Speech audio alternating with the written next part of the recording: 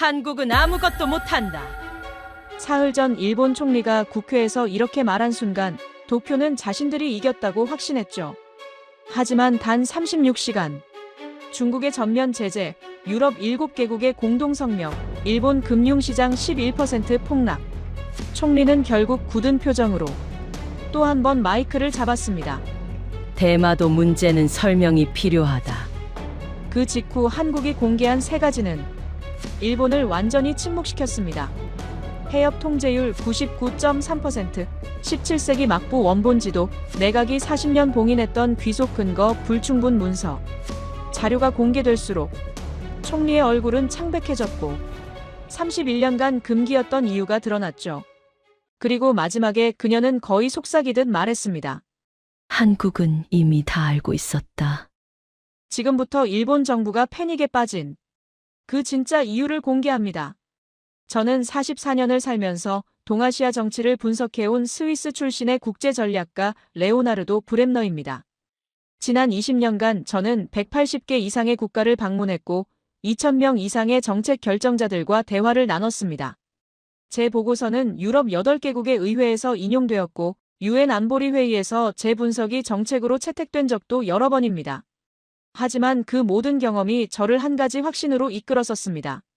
동아시아의 중심축은 일본이고 한국은 그 주변의 중견국일 뿐이라는 것이었죠. 인천공항을 빠져나온 건 오전 11시 35분이었습니다. 택시 안에서 핸드폰을 켠 순간 뉴스피드가 한국 정부의 공식 성명으로 가득 찼어요. 대마도 문제에 대한 한국의 입장을 국제사회에 공개한다는 내용이었습니다. 저는 웃음이 나왔어요. 한국이 대마도를 논한다? 그럴 이유가 어디 있을까요? 역사적으로 일본의 영토이고 국제법상으로도 이미 결정된 사안인데 말입니다. 그런데 공항 리무진이 서울 강남으로 향하는 고속도로에 들어선 지 30분쯤 지났을 때 낯선 전화가 울렸습니다. 발신자는 한정우 처장이었어요. 한국국토해양대응센터 처장이라고 자신을 소개한 그 사람은 목소리로 긴장감을 전했습니다. 브렘너 교수님, 곧 뵙겠습니다. 센터로 오시는 길이죠? 저는 얼떨떨했어요. 한국 정부에서 공항 픽업까지 준비했다니요. 뭔가 이 방문이 생각보다 훨씬 큰 일이었던 건가 싶었습니다. 국토해양대응센터는 서울 외곽의 회색 건물이었습니다. 보안 게이트를 통과하자마자 한정우 처장이 나와 악수를 했어요. 그의 손은 차가웠고 눈빛은 침착했습니다. 교수님, 지금부터 보여드릴 자료들이 있습니다. 정확히 36시간 뒤에 국제사회에서 어떤 반응이 일어날지 미리 이해하기 위해서입니다. 그 말이 무슨 뜻인지 저는 몰랐습니다. 하지만 그를 따라 지하 3층의 브리핑룸으로 내려갔어요. 벽면 전체가 모니터로 덮인 그 공간에 저는 숨이 멎었습니다. 해상 위성 이미지, 실시간 선박 추적 데이터, 일본 에너지 수송선의 항로 기록. 한정우 처장은 차분하게 설명했습니다. 이것이 지난 10년간 대마도 인근 해협을 통과한 일본의 에너지 수송선입니다. 총 1만 1,247척. 그중 93%가 우리 통제 범위 안을 지나갑니다. 제 가슴이 철렁했어요. 99.3%라는 통제율이 무엇을 의미하는지 순간적으로 계산되었거든요. 바로 그때였습니다. 한정우 처장의 휴대폰이 울렸습니다. 그가 화면을 보는 순간 얼굴의 색이 조금 변했어요. 중국이 움직였습니다. 그 한마디가 끝나자마자 브리핑룸의 모니터들이 실시간 뉴스로 바뀌었습니다. 베이징 발속보. 중국 정부의 공식 성명. 일본의 강경 입장에 대한 전면 경제 제재를 선언한다는 내용이었죠. 제 손가락이 저절로 떨렸어요. 유럽도 움직입니다. 브리핑룸의 다른 직원이 외쳤습니다. 화면에는 런던, 파리, 베를린에서의 공동성명이 차례로 뜨고 있었어요. 유럽 7개국이 한국의 입장을 지지한다는 내용이었습니다. 제가 지난 20년간 쌓아올린 전략 분석이 그 순간 균열이 가기 시작했어요. 이건 뭐 하는 짓입니까? 한국이 미리 모든 것을 준비했다는 뜻입니까? 제 목소리는 떨리고 있었습니다. 도쿄입니다. 한 직원이 다시 외쳤어요. 모니터에는 일본 금융시장의 차트가 실시간으로 떨어지고 있었습니다. 오전 9시 기준 11% 폭락.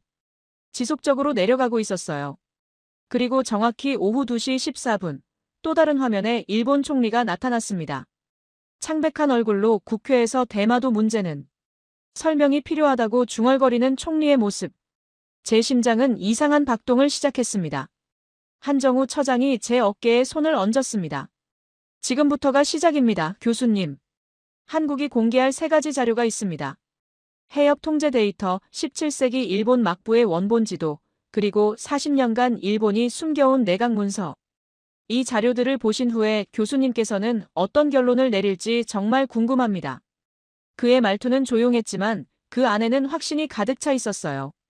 마치 자신들이 이미 모든 것을 알고 있었다는 듯이요. 저는 그제야 깨달았습니다. 제가 이 자리에 초대받은 것은 한국의 명분을 듣기 위함이 아니었어요. 제 확신이 무너지는 그 과정 자체를 지켜보기 위함이었던 거죠. 그리고 그 순간 제 20년의 분석 체계가 완전히 흔들리기 시작했습니다. 한정우 처장이 손가락으로 모니터를 가리켰습니다. 화면 위에 지도 한 장이 나타났어요. 대마도 주변 해협을 중심으로 수많은 선박의 항로가 빨간 선으로 표시되어 있었습니다.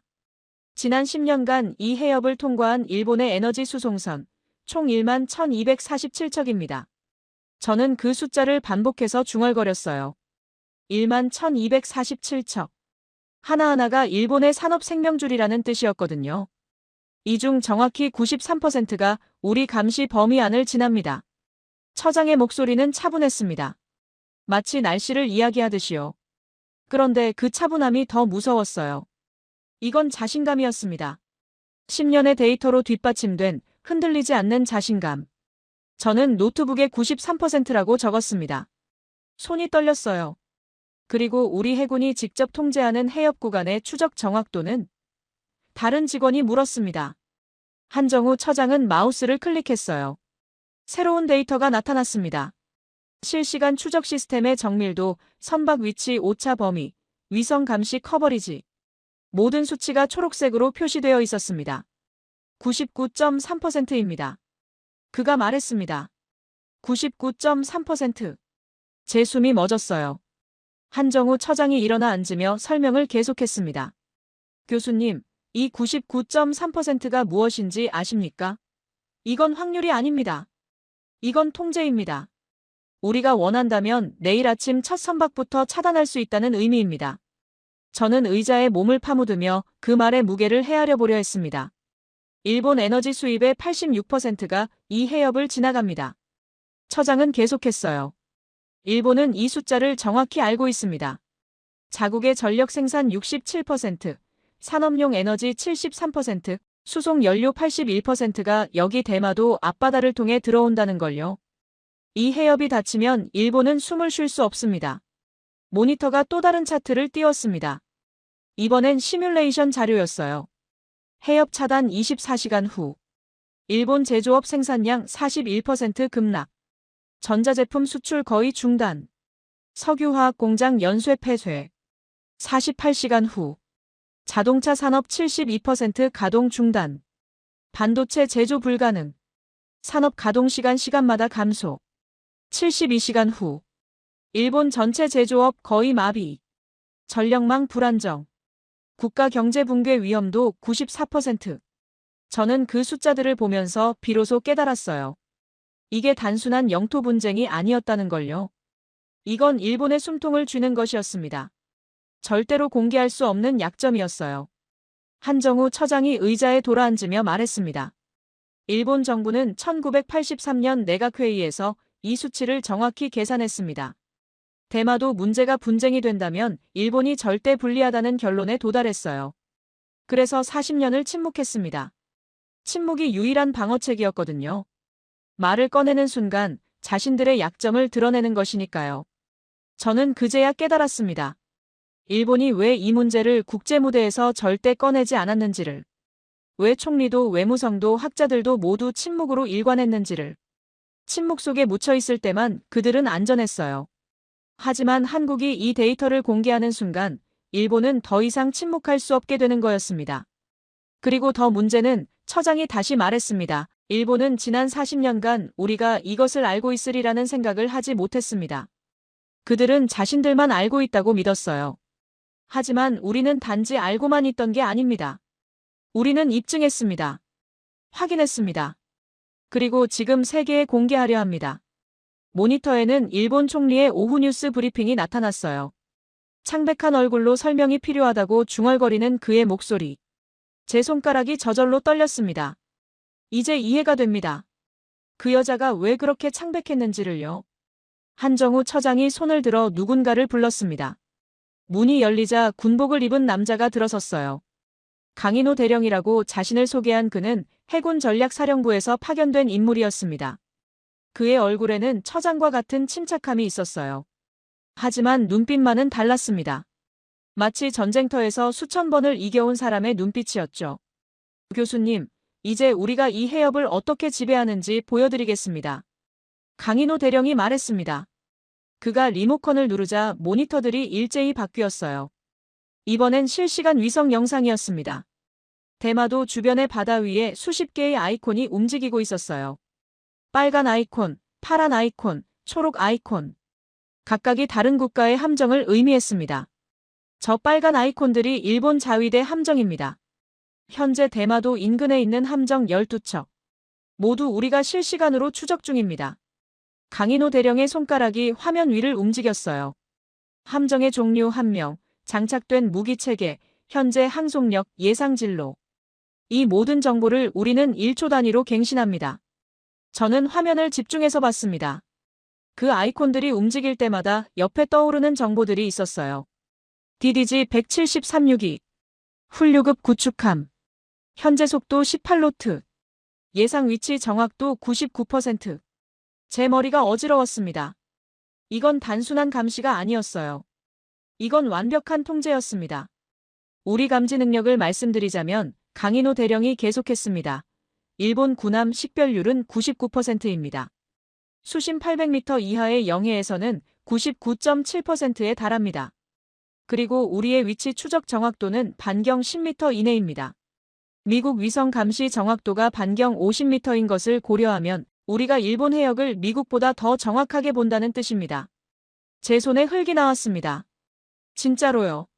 손이 그렇게 떨렸어요. 미국보다 정확하다고요? 그건 말이 되는 겁니까? 강인호 대령은 계속 설명했습니다. 더 중요한 건 반응 속도입니다. 우리가 일본 함정의 이상을 감지한 후 교전을 시작하기까지의 시간은 평균 3분 47초입니다. 일본이 우리를 감지하고 대응하기까지는 평균 8분 23초입니다. 우리가 항상 4분 36초 먼저 움직인다는 의미입니다. 모니터에 새로운 화면이 나타났어요. 한미 해상훈련 기록이었습니다. 지난 3년간의 합동훈련 데이터를 모두 담고 있었죠. 강인호 대령의 손가락이 그래프 위를 움직였습니다. 작전 지휘 효율성 평가에서 한국이 92점, 미국이 88점입니다. 상황 인식 능력은 한국이 94점, 미국이 87점입니다. 반응 속도는 한국이 96점, 미국이 89점입니다. 그것은 저는 말을 잃었어요. 강인호 대령이 웃음을 지었습니다. 교수님, 미국 교관들도 같은 표정을 합니다. 우리는 공식적으로 훈련 참가라고 부릅니다만 실제로는 한국이 미국을 지휘하고 있습니다. 지휘권 순서만 미국이 위일 뿐이죠. 저는 그 말의 함축을 이해하는 데 시간이 걸렸습니다. 이건 단순한 군사력 비교가 아니었어요. 이건 동북아 해상 통제권의 문제였습니다. 일본의 함정들을 미국보다 더 정확하게 추적하고 더 빠르게 대응하고 합동훈련에서 미국까지 지휘한다는 것이었죠. 강인호 대령이 마지막으로 말했습니다. 교수님, 이 데이터들이 공개되면 국제사회가 무엇을 깨달을까요? 저는 답할 수 없었어요. 하지만 강인호 대령은 이미 알고 있었던 듯 자신의 말을 이었습니다. 동북아의 관제탑은 일본이 아닙니다. 이미 오래전부터 한국입니다. 강인호 대령이 자리를 떴습니다. 그가 나가자마자 또 다른 사람이 들어섰어요. 여성이었습니다. 서지현 박사라고 자신을 소개한 그녀는 동아시아 역사학자였습니다. 서울대 동아시아 역사연구소 소장이라는 명함을 내밀었죠. 그런데 그녀의 표정은 다른 사람들과 완전히 달랐어요. 마치 무언가 깊은 비밀을 품고 있는 사람의 표정이었습니다. 눈빛에는 분노가 묻어났어요. 아니, 정확히 말하면 오랫동안 참아온 분노가 이제 터져나오려는 듯한 표정이었습니다. 교수님, 저는 지난 25년간 일본 막부 시대의 문서를 연구했습니다. 서지현 박사가 말을 시작했어요. 우리 역사학자들이 일본에 자주 가서 사료를 찾고 때로는 일본 도서관과 아카이브에서 미공개 문서를 발견합니다. 하지만 일본 정부가 특정 사료에 대해서는 절대 접근을 허용하지 않았어요. 대마도 관련 모든 문서들이었습니다. 우리는 그것이 매우 이상하다고 생각했습니다. 그녀가 노트북을 켰습니다. 화면에는 낡은 종이 한 장이 나타났어요. 일본식 필체로 쓰인 글자들이 빼곡했습니다. 1605년 도쿠가와 이에야스의 도장이 찍혀 있었죠. 서지현 박사가 설명했습니다. 이 문서는 에도시대 초기, 즉 약 420년 전 일본 막부가 대마도에 대해 내린 공식 입장입니다. 우리가 이것을 입수하는 데만 8년이 걸렸습니다. 모니터에 번역된 문장이 떠올랐어요. 한글로 된 글귀였습니다. 제 눈이 그 문장 위에서 멈췄습니다. 대마도는 조선의 울타리 섬이다. 우리는 이를 사용할 수 있으나 완전한 소유를 주장할 수 없다. 조선과의 안정을 위해 이 사실은 대외적으로 공표하지 않는다. 저는 화면 앞에서 일어섰습니다. 의식적으로요. 제 다리가 자동으로 나를 세워 올렸어요. 서지현 박사는 계속했습니다. 교수님, 이 문장이 무엇을 의미하는지 아십니까? 일본 자신들이 420년 전에 대마도가 조선의 영토라는 것을 인정했다는 뜻입니다. 단지 사용만 할 수 있다고 말한 거예요. 소유가 아니라요. 더 많은 문서들이 나타났습니다.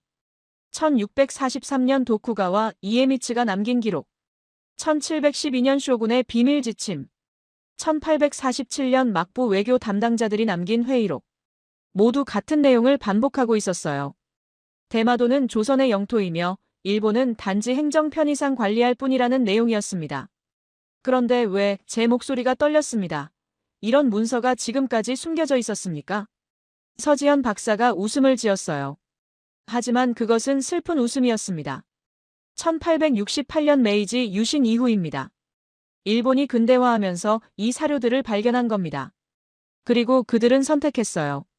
이 문서들을 세상에 공개할 수도 있었지만 공개하지 않기로 결정한 거죠. 왜냐하면 공개하는 순간 그들의 영토 주장이 무너지기 때문입니다. 모니터에 지도가 떠올랐습니다. 17세기 일본 막부가 제작한 지도였어요. 그런데 이 지도는 일반에 공개된 지도와 완전히 달랐습니다. 대마도가 다른 색으로 칠해져 있었거든요. 조선 영토를 나타내는 색깔 그대로였습니다. 이 지도는 일본 도쿠가와 미술관 지하 창고에 있었습니다. 서지현 박사가 설명했어요. 공식 기록에는 존재하지 않는 지도입니다. 하지만 당시 막부 관리들이 내부용으로 제작한 진짜 지도였어요. 공식적으로는 대마도가 일본 영토라고 주장하면서도 내부적으로는 그렇지 않다는 것을 알고 있었던 거죠. 저는 의자에 다시 앉았습니다. 천천히요. 마치 주변의 공기가 훨씬 무거워진 것처럼 느껴졌거든요. 서지현 박사가 계속했습니다. 교수님, 이것이 왜 중요한지 말씀드리겠습니다. 이 문서들이 공개되면 국제법상 대마도의 귀속 문제는 단순한 분쟁이 아닌 일본의 거짓말 폭로가 됩니다. 일본은 메이지 유신 이후 150년 이상을 거짓으로 일관해온 거거든요. 더 많은 자료들이 흘러나왔습니다. 1945년 일본 패망 직후 미국과의 비밀 회담 기록. 당시 미국은 일본에게 대마도 문제를 꺼내지 말 것을 명령했습니다. 왜냐하면 미국 자신도 대마도의 귀속에 대해 명확한 입장을 낼 수 없었기 때문이었어요. 만약 대마도가 한국 것이라면 한반도 분단의 근거 중 하나도 흔들릴 수 있었거든요. 결국 서지현 박사가 말했습니다. 일본, 미국 그리고 한국의 전 정부 모두가 이 문제를 침묵으로 일관했습니다. 하지만 지금 한국 정부가 모든 기록을 공개하기로 결정했어요. 심지어 일본 자신이 남긴 문서까지 말입니다. 모니터에 또 다른 문서가 나타났어요. 이번엔 1983년 일본 내각의 극비 보고서였습니다. 제목은 대마도 귀속 문제의 국제법적 검토였습니다. 서지현 박사가 중요한 부분을 가리켰어요. 이 문서의 결론은 매우 명확합니다. 일본이 대마도 문제를 국제중재에 회부하면 일본이 패배할 확률이 80% 이상이라는 내용입니다. 일본 자신의 법률 전문가들이 내린 결론이에요. 그래서 일본 정부는 1983년 이후 40년을 침묵해왔던 거죠. 침묵이 유일한 방어책이었거든요. 제 손가락이 모니터 위의 문장들을 따라다녔습니다. 17세기 막부의 조선의 울타리 섬이라는 표현. 19세기 메이지 정부의 영토 주장의 모순. 20세기 미국과의 비밀 합의, 그리고 1983년의 패배 확률 80%라는 법적 판단. 모든 것이 연결되고 있었어요. 그런데 이 모든 자료를 한국이 공개한다면? 제가 물었습니다. 목소리가 거의 나오지 않았어요. 서지현 박사가 차분하게 답했습니다. 국제사회는 더 이상 침묵할 수 없게 됩니다. 왜냐하면 더 이상 분쟁이 아닌 확정된 역사가 되기 때문입니다. 일본 자신이 남긴 증거로 말입니다. 그 순간 브리핑룸의 모니터들이 모두 바뀌었어요. 일본 총리의 비상긴급회의 소식이 떠올랐습니다. 여전히 창백한 얼굴로 그녀는 국무회의를 소집했습니다. 한국의 역사자료 공개에 대한 대응을 하겠다고 말했어요. 하지만 그녀의 눈빛은 이미 패배를 알고 있었습니다. 쟤는 서지현 박사를 바라봤습니다. 당신은 얼마나 오래 이걸 기다렸습니까? 서지현 박사의 눈에 눈물이 맺혀 있었어요. 25년입니다. 25년을 기다렸습니다. 서지현 박사가 자리를 떴습니다. 그녀가 문을 나가며 남긴 표정은 여전히 슬펐어요. 마치 오랫동안 품어온 짐을 겨우 내려놓는 사람의 표정이었습니다. 그 순간 한정우 처장이 노트북을 켰습니다. 화면에는 영상통화 화면이 떠올랐어요. 상대방의 모습은 흐릿하게 처리되어 있었습니다. 익명 처리된 것이었죠. 이분은 일본 외무성에서 40년을 근무하신 전직 국장입니다. 한정우 처장이 말했습니다. 대마도 문제와 관련된 모든 협상과 논의를 직접 담당하셨던 분이에요. 지금 이분이 한국 정부에 제출하신 증언 자료가 있습니다. 화면 속의 남자가 말을 시작했어요. 목소리는 낮고 조심스러웠습니다. 마치 수십 년을 묵혀온 비밀을 이제 막 터놓는 사람의 목소리였죠. 저는 1983년 당시 일본 내각법제국의 심사관이었습니다. 대마도 문제에 대한 국제법적 검토를 직접 담당했어요. 그리고 그 결과물이 바로 극비 보고서입니다. 모니터에 문서가 떠올랐습니다. 1983년 7월 15일 작성된 보고서였어요. 제목은 도쿠시마현 다마도 귀속의 국제법적 검토 및 분쟁 시나리오 분석이었습니다. 화면 속의 남자가 계속했습니다. 이 보고서는 단순한 법률 분석이 아니었습니다.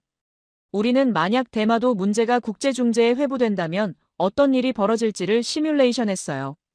한정우 처장이 문서의 첫 페이지를 켰습니다. 서문이 보였어요. 본 검토는 대마도 귀속 문제가 국제사법재판소에 회부될 경우의 법적 결과를 분석한다.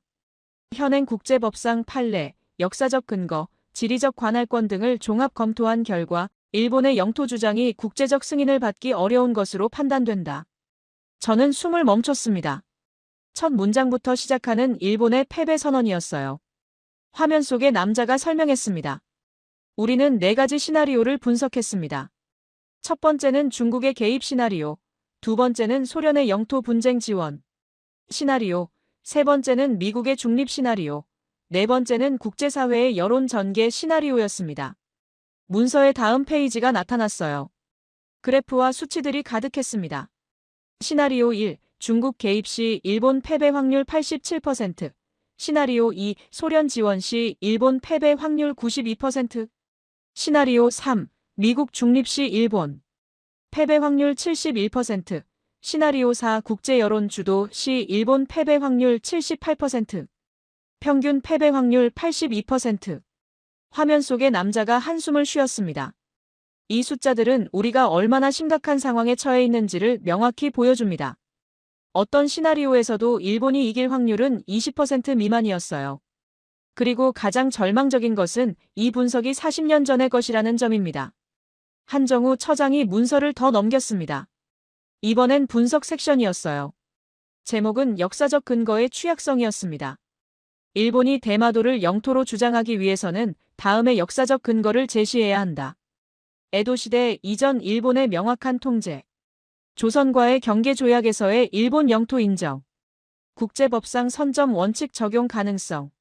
그러나 검토 결과 에도시대 이전 일본의 통제는 불완전했으며 조선의 영향권 내에 있었음을 시인하는 문서 존재. 조선과의 어떤 조약도 일본의 영토 주장을 명확히 인정한 바 없음. 현대 국제법상 선점 원칙은 실효적 지배를 요구하나 일본의 지배는 조선의 동의에 기초했으므로 영토 주권 주장의 근거 미약. 저는 화면으로부터 눈을 돌릴 수 없었어요. 이건 마치 자살 선언과 같았습니다.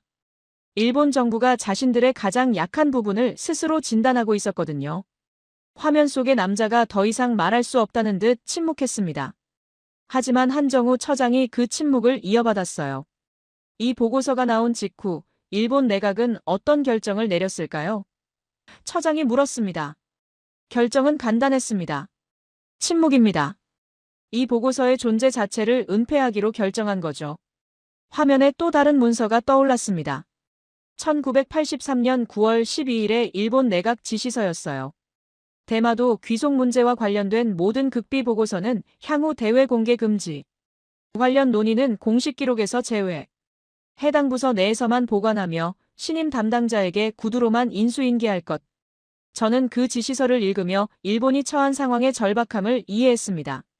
만약 이 보고서가 공개된다면 어떻게 될까요? 국제사회는 일본이 자신들의 약점을 정확히 알면서도 40년을 침묵으로 일관했다는 것을 알게 됩니다. 그건 단순한 영토 분쟁이 아니었어요. 그건 조직적인 거짓말이었습니다. 한정우 처장이 말했습니다. 더 흥미로운 것은 이 보고서가 이후 어떻게 변했는가 하는 것입니다. 1990년, 2000년, 2010년에 각각 업데이트되었거든요. 그때마다 결론은 더욱 절망적이었습니다. 화면에 1990년 버전의 보고서가 나타났습니다. 이번엔 제목이 달랐어요. 대마도 분쟁 시 일본의 법적 대응 전략 최악의 시나리오 대비. 그 보고서의 결론 부분을 처장이 읽어줬습니다.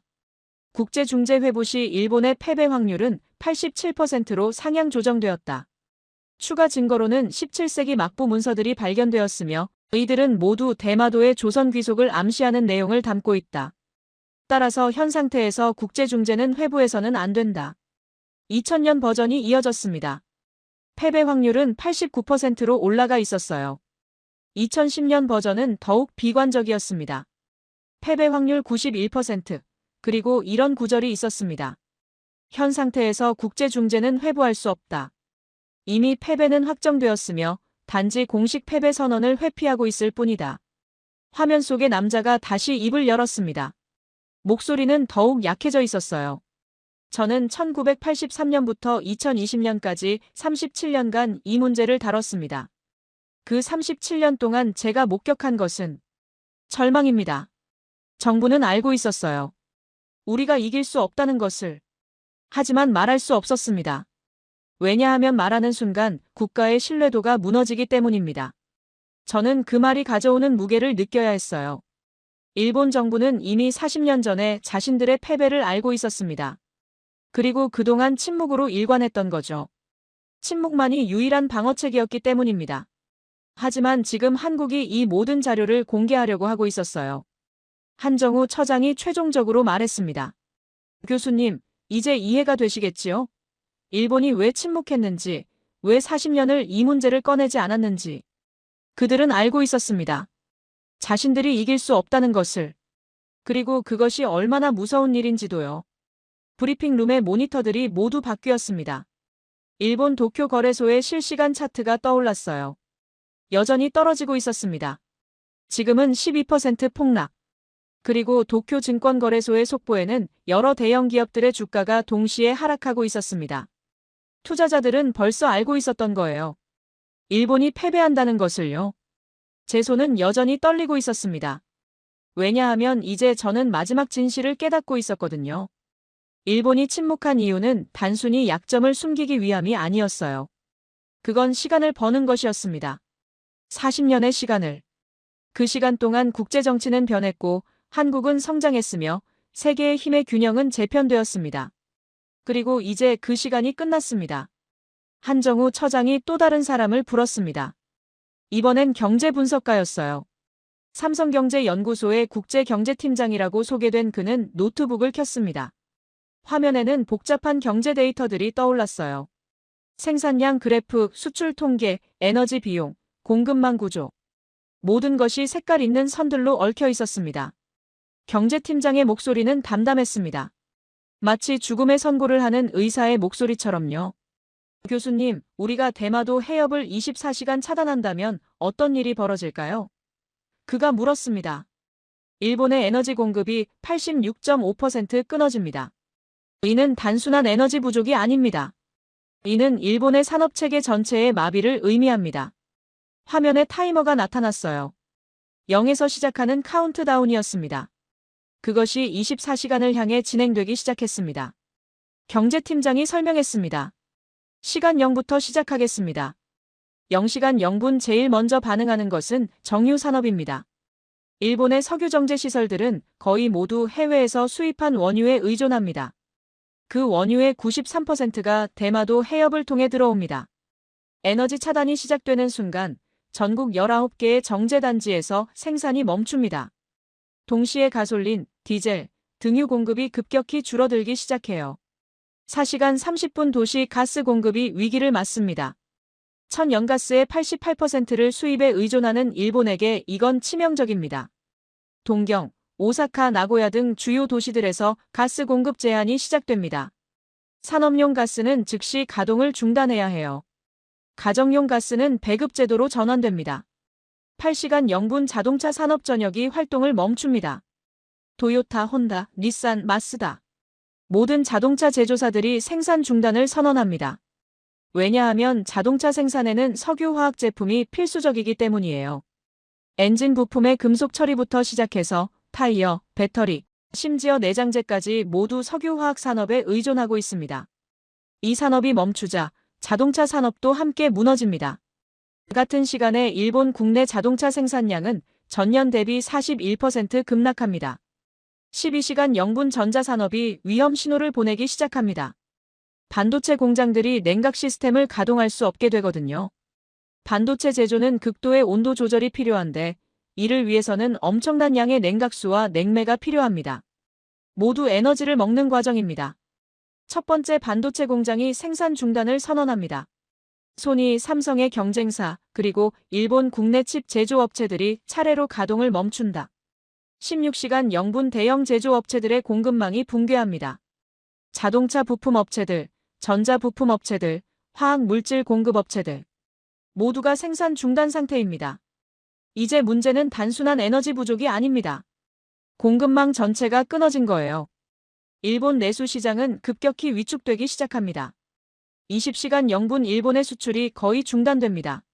생산을 할 수 없으니 수출할 것이 없기 때문이에요. 전 세계를 향한 일본의 부품 공급이 멈춘다. 글로벌 공급망에 일본 부품이 포함된 모든 산업이 영향을 받기 시작합니다. 자동차, 반도체, 화학, 기계 모든 분야에서 납기 지연 소식이 터져나옵니다.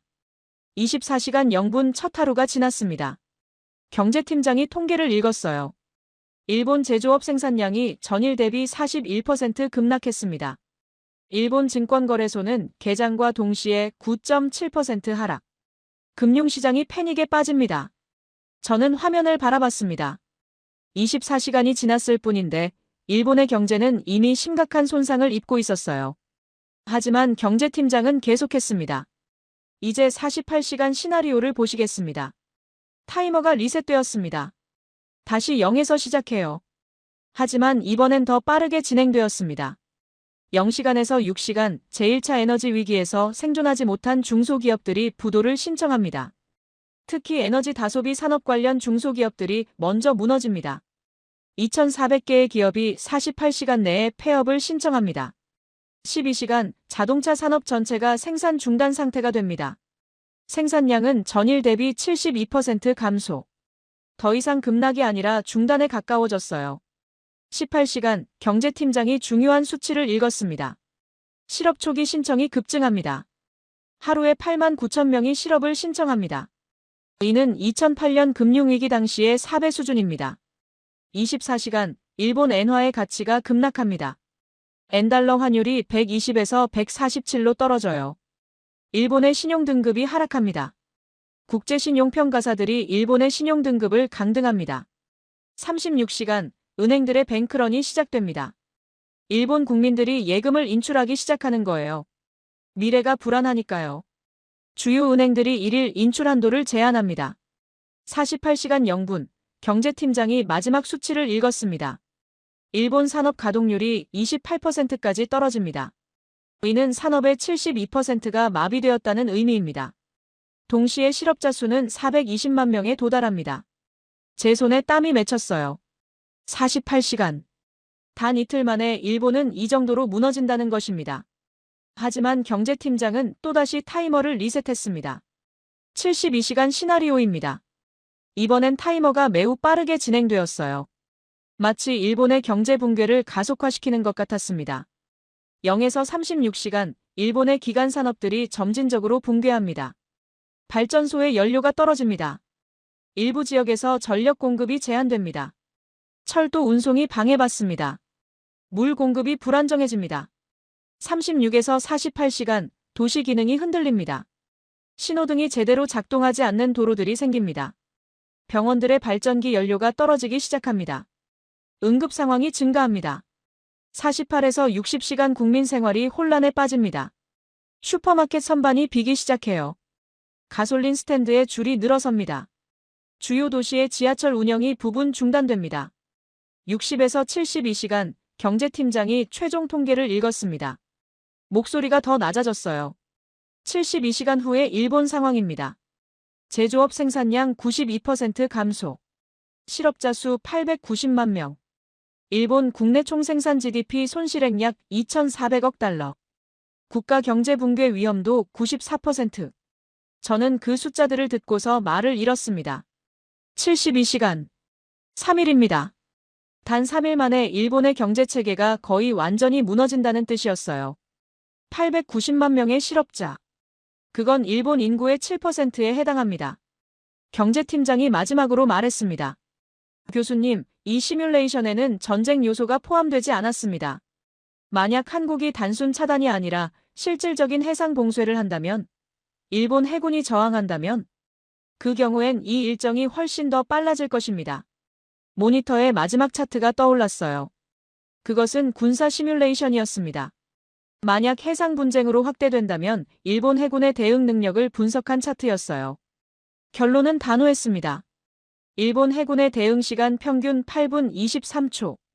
한국 해군의 반격 시간 평균 3분 47초. 한국이 항상 4분 36초 빠르다는 것을 의미했습니다. 경제팀장이 최종적으로 말했습니다. 대마도는 일본의 아킬레스건이 아닙니다. 일본의 급소입니다. 그리고 그 급소는 이미 한국의 칼끝 앞에 노출되어 있습니다. 브리핑룸의 모든 모니터가 동시에 한 화면으로 바뀌었어요. 도쿄 거래소의 실시간 주가였습니다. 12%에서 15%로 떨어지고 있었습니다. 아직도 계속 내려가고 있었어요. 투자자들은 이미 알고 있었습니다. 이 시뮬레이션이 정말 현실이 될 수 있다는 것을요. 저는 의자에서 일어났습니다. 다리가 떨렸어요. 이제 저는 마지막 진실을 깨달았습니다. 이것은 단순한 정치 싸움이 아니었어요. 이것은 일본의 생존이 달린 전쟁이었습니다. 그리고 한국이 이미 모든 카드를 준비해두고 있었습니다. 경제팀장이 자리를 떠났습니다. 한정우 처장이 손을 들었어요. 이제 마지막입니다. 국제사회의 반응을 보시겠습니다. 화면들이 모두 바뀌었습니다. 이번엔 전 세계의 뉴스들이 동시에 떠올랐어요. CNN, BBC, DW, 프랑스 TV, 알자지라. 모든 국제뉴스 채널들이 같은 주제를 다루고 있었습니다. 한국의 자료 공개입니다. 한정우 처장이 시간을 알렸습니다. 지금 시간은 한국 정부 브리핑 후 정확히 3시간 47분입니다. 국제사회의 반응을 시간순으로 보시겠습니다. 0시간 10분, 베이징. 중국 외교부 대변인이 기자 회견을 열었어요. 중국 국기가 배경으로 있는 그 연단에서 그는 이렇게 말했습니다. 한국의 역사자료 공개는 동아시아의 역사적 진실을 규명하는 중요한 조치입니다. 우리는 역사적 사실에 기반한 문제 해결의 필요성을 인정합니다. 제 눈썹이 올라갔어요. 그건 외교적 표현이었어요. 하지만 의미는 명확했습니다. 중국이 한국을 지지한다는 뜻이었거든요.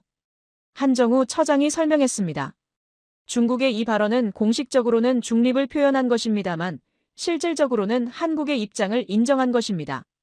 이제 국제사회의 수평선에서 가장 영향력 있는 국가 중 하나가 한국 편이 된 거예요. 0시간 28분, 베를린. 독일 외교부 대변인이 성명을 발표했습니다. 독일은 한국이 공개한 역사 자료의 학문적 엄밀성을 검토하고 있습니다.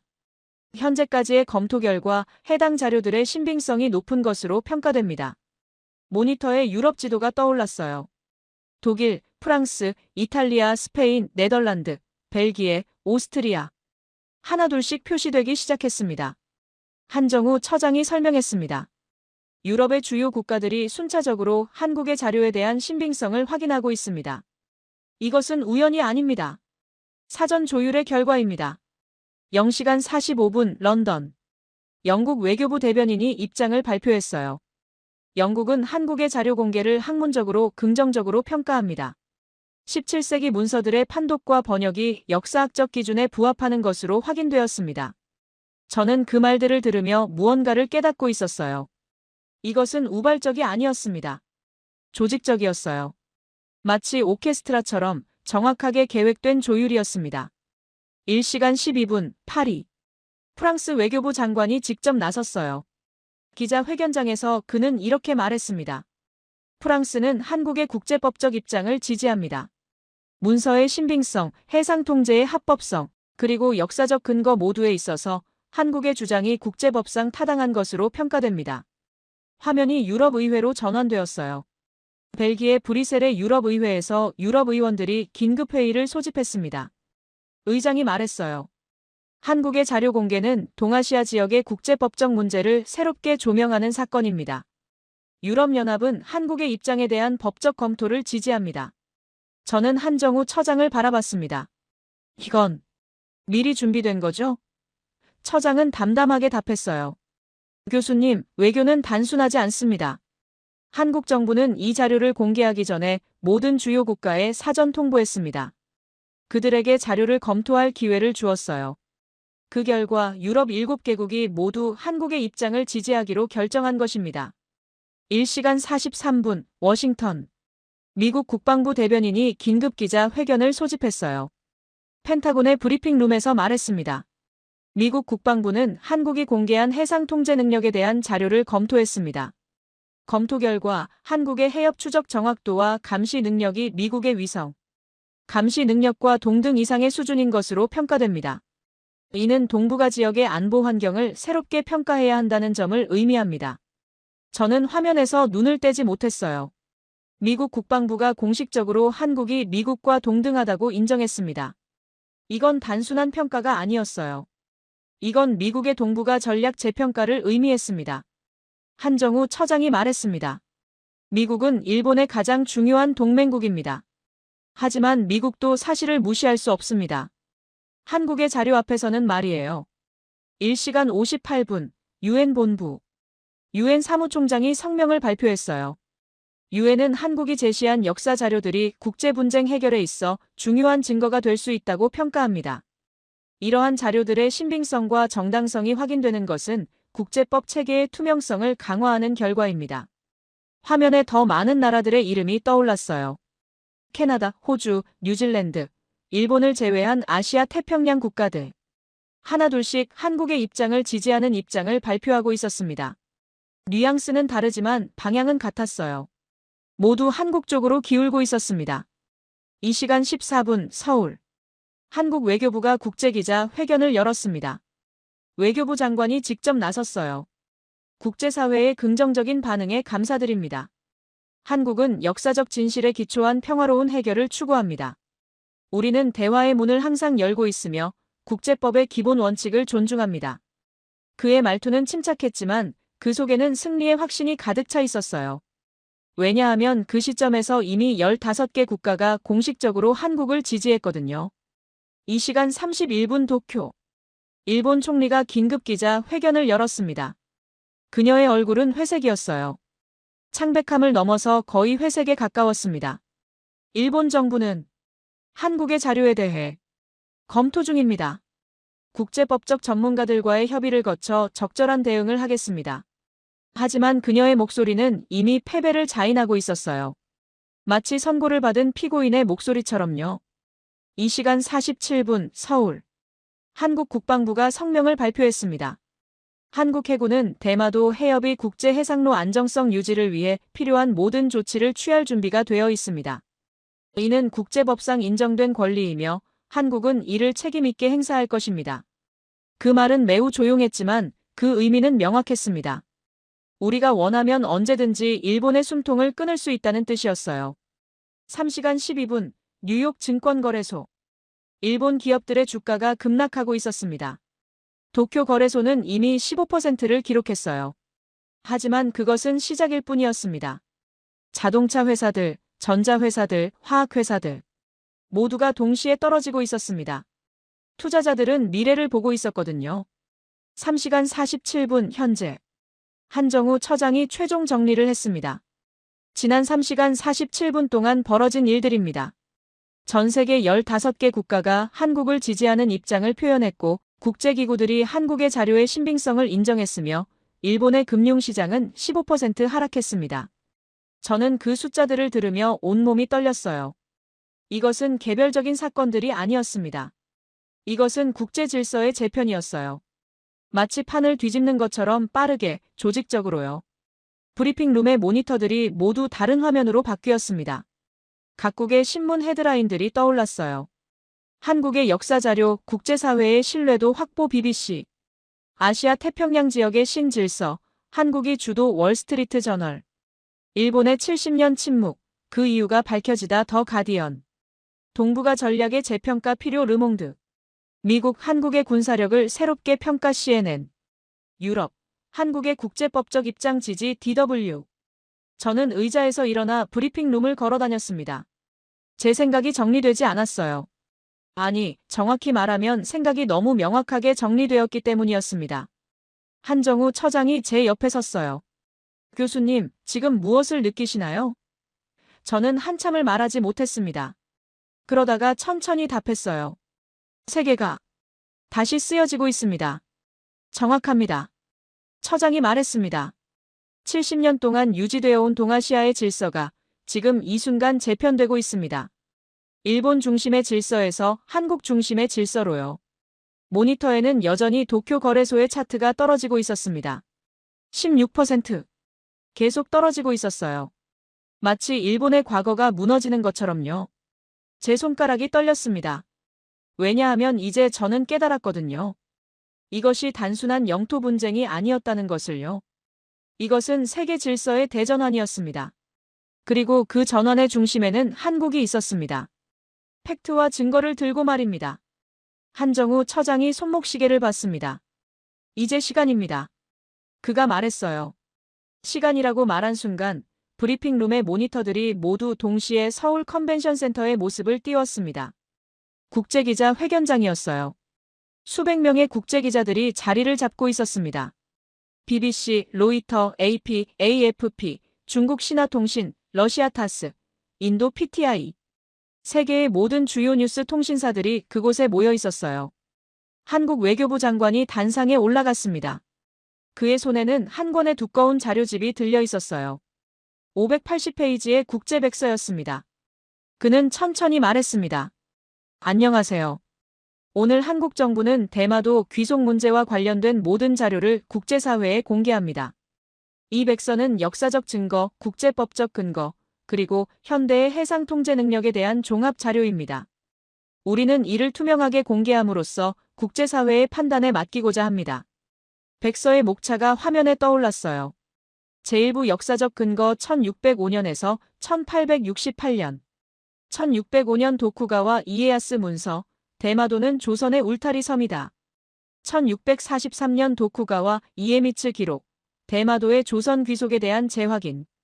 1712년 막부 비밀 지침, 대마도는 조선의 영토이나 행정상 관리.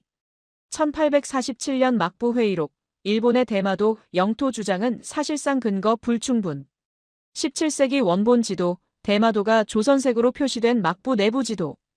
제2부 국제법적 분석 1945년에서 현재.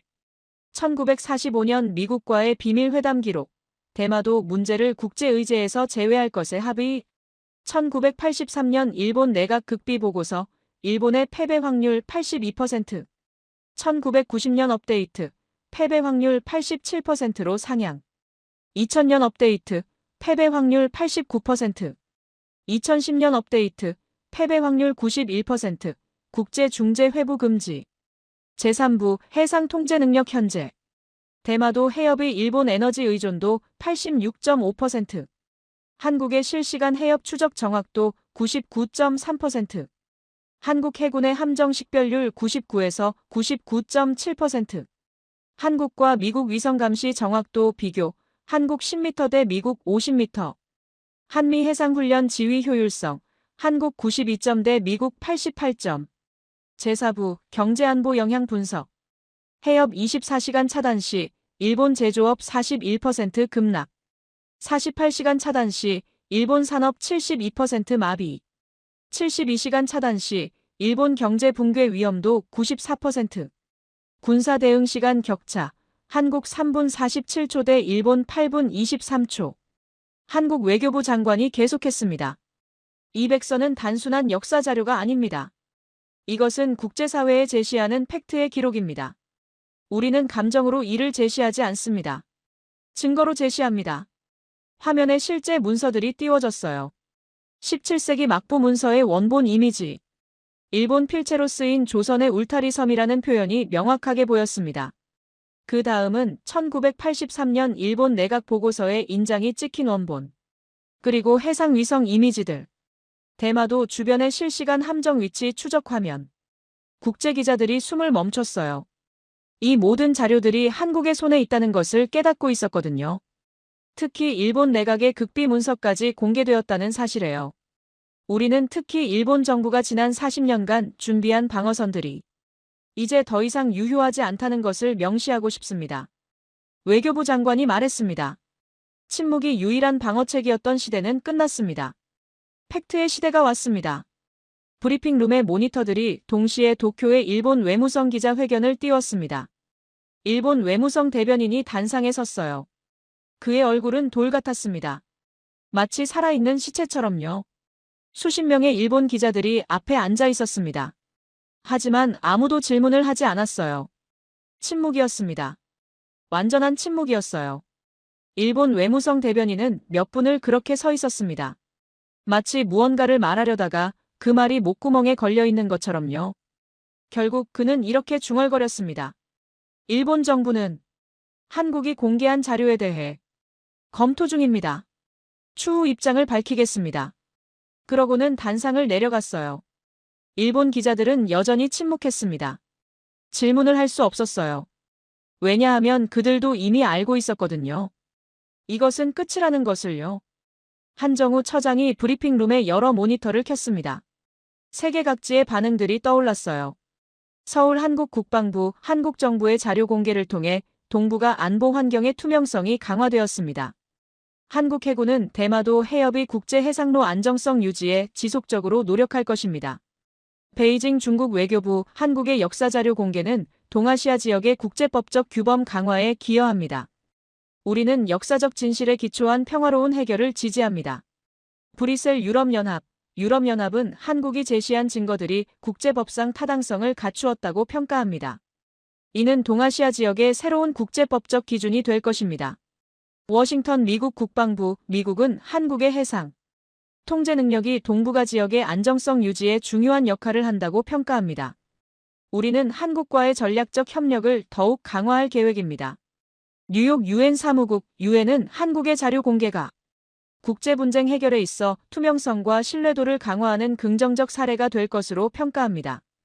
도쿄 거래소의 주가가 실시간으로 떨어지고 있었습니다. 이제 18%였어요. 계속 떨어지고 있었습니다. 투자자들은 더 이상 일본의 미래를 신뢰하지 않았거든요. 한정우 처장이 저를 바라봤습니다. 이제 끝입니다, 교수님. 당신이 보신 모든 것들이 공개되었습니다. 저는 의자에 앉았습니다. 천천히요. 제 손에는 노트북이 들려 있었어요. 오늘 하루 동안 제가 본 것들을 기록한 노트북이었습니다. 저는 그것을 켜고 보고서를 쓰기 시작했습니다. 8시간에 걸쳐 보고서를 작성했어요. 그리고 마지막 페이지의 마지막 줄에 저는 이렇게 적었습니다. 한국은 감정으로 싸우지 않는다. 팩트로 세계를 움직인다. 제 손가락이 키보드에서 떨어졌습니다. 그 문장이 마지막이었어요. 왜냐하면 더 이상 말할 것이 없었거든요. 모든 것이 이미 명백했습니다. 나머지 하루 나는 그 보고서를 유럽의 의회들에 전달했습니다. 마이크 없이 차분하게요. 단지 팩트를 기록한 보고서로요. 그 보고서는 유럽 8개국의 의회 자료실에 보관되었습니다. 미국 국방전략보고서에 참고 자료로 인용되었습니다. 유엔의 법무 담당관들이 읽었습니다. 6개월 후 저는 서울을 다시 방문했습니다. 한정우 처장이 공항에서 저를 맞아줬어요. 하지만 이번엔 다른 목적이었습니다. 유럽의회의 위임으로 말입니다. 그들은 저에게 동아시아 신질서의 주역에 대한 보고서를 작성할 것을 요청했거든요. 그 주역이 한국이라는 것이 이제 명백해졌으니까요. 나는 서울에서 2개월을 더 머물렀습니다. 한국 정부 관계자들과 만났고 학자들과 대화했으며 일반 국민들과도 만났습니다. 그들의 자긍심은 흔들리지 않았어요. 왜냐하면 그것이 감정이 아니라 팩트에 기초하고 있었기 때문입니다. 유럽으로 돌아갈 때 저는 완전히 다른 사람이 되어 있었습니다. 제 20년의 전략 분석 체계는 철저히 재구성되었어요. 동아시아의 중심축이 일본이 아니라 한국이라는 것뿐만 아니라 더 깊은 진실을 깨달았거든요. 한국은 이미 결정했습니다. 침묵의 시대가 끝났다는 것을요. 그리고 그 결정은 단순한 정치적 선택이 아니었습니다. 팩트에 입각한, 역사에 입각한, 국제법에 입각한 결정이었어요. 저는 이제 유럽의 모든 외교회담에서 한국을 언급합니다. 학생들에게 강의할 때도 한국 사례를 씁니다. 정책 결정자들과 만날 때도 한국의 전략을 설명합니다. 왜냐하면 한국이 보여준 것은 단순한 영토 분쟁의 해결 방식이 아니기 때문입니다. 그것은 21세기 국제 질서에서 중견국이 어떻게 강대국이 될 수 있는지를 보여주는 사례입니다. 데이터로, 증거로, 팩트로요. 일본은 여전히 대마도를 가지고 있습니다. 하지만 그것을 지킬 수 있다는 확신은 잃어버렸어요. 그리고 그것이 더 무서운 것입니다. 왜냐하면 확신이 없는 나라는 어떤 순간에도 무너질 수 있기 때문입니다. 반면 한국은 그 반대입니다. 팩트를 가진 나라는 시간이 지날수록 더 강해집니다. 왜냐하면 시간은 항상 진실의 편에 서기 때문입니다. 동아시아에서 새로운 질서가 시작되었습니다. 그 질서의 중심에는 한국이 있습니다. 17세기의 막부 문서도 알고 있었던 1983년에 일본 정부도 확인했던 그리고 이제 전 세계가 인정하는 팩트. 그것이 바로 한국입니다. 나는 이제 확신합니다. 다음 100년의 동아시아는 한국의 세기가 될 것이라고요. 팩트의 힘으로요. 17세기 일본 막부가 비밀리에 남긴 조선의 울타리 섬이라는 한 문장이 1983년 일본 내각의 극비 보고서가 되어 그리고 오늘 한국의 팩트로 세계를 흔들고 있습니다. 스위스 전략가 레오나르도가 처음 보았던 99.3%의 통제율, 그 숫자가 국제사회의 판도를 바꾼 순간이었어요. 팩트 하나가 70년의 침묵을 깨뜨렸고 한국은 데이터로 역사를 다시 썼습니다. 이 이야기가 가슴에 와닿으셨다면 좋아요 버튼으로 응원해주시고 구독도 꼭 부탁드려요. 그리고 댓글에 진심 2글자만 남겨주세요. 여러분의 댓글 하나하나가 한국의 진실을 알리고 다음 세대에게 우리의 위대함을 전하는 힘이 됩니다. 끝까지 시청해주셔서 진심으로 감사드립니다. 뉴욕 유엔 총회장 2024년 10월 28일 미국과 중국이 거의 동시에 외쳤습니다. 한국의 신뢰지수는 조작이다. 돈이 아닌 사람을 택한 바보 같은 선택이다. 200개 국가가 지켜보는 그 자리에서 G2는 확신했어요. 193개국이 경제 제재 앞에 무릎을 꿇을 거라고요. 그런데 그 순간 탄자니아가 일어났습니다. 우리는 70년의 착취 대신 배고픔을 아는 한국의 존중을 택합니다. 그 말이 끝나자마자 193개국이 연쇄적으로 일어났어요. 아프리카, 아시아, 라틴 아메리카. 가난을 겪어본 자들이 한국의 손을 잡았습니다. 2500년 홍익인간의 정신이 세계를 움직였어요. 그 충격적인 전말을 지금 바로 밝힙니다. 브뤼셀 EU 본부 38층.